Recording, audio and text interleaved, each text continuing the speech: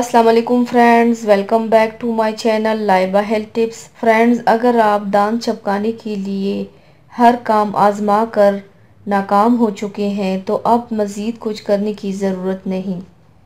बस अपने बावर्ची खाने में जाइए और हथेली पर थोड़ी सी हल्दी डाल कर ले आइए।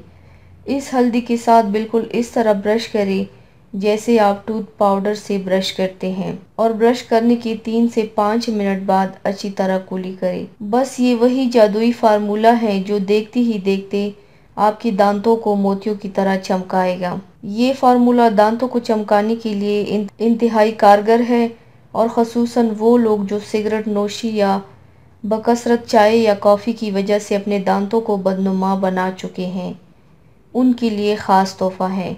वैसे भी आपको बाज़ार में दस्तयाब दांत चमकाने वाली मसनूआत से दूर रहना चाहिए।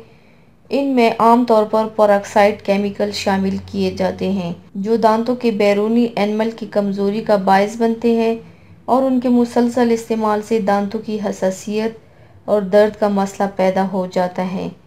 इसी तरह बाज़ अक़साम के टूथपेस्ट में क्लोरीन डाइऑक्साइड भी इस्तेमाल किया जाता है। ये वही केमिकल है जो जरासीम मारने के लिए पानी में डाला जाता है। अगरचे ये दांतों की सफाई का काम तो करता है, लेकिन मसूड़ों के लिए मसाइल का सबब भी बनता है और इसके ज़्यादा इस्तेमाल से दांत गिरने के इम्कानात भी बढ़ जाते हैं। इसके बरक्स हल्दी में मौजूद कुदरती जुज़ ना सिर्फ दांतों को चमकाता है बल्कि मसूड़ों की सोजिश से भी निजात दिलाता है। अगर आप पाउडर पसंद नहीं करते तो हल्दी का टूथपेस्ट भी बना सकते हैं। तो चलिए शुरू करते हैं, पर इसके पहले प्लीज़ मेरे चैनल को सब्सक्राइब कर लीजिए और बेल आइकन को दबाइए एवरी लेटेस्ट ब्यूटी अपडेट को सबसे पहले पाने के लिए।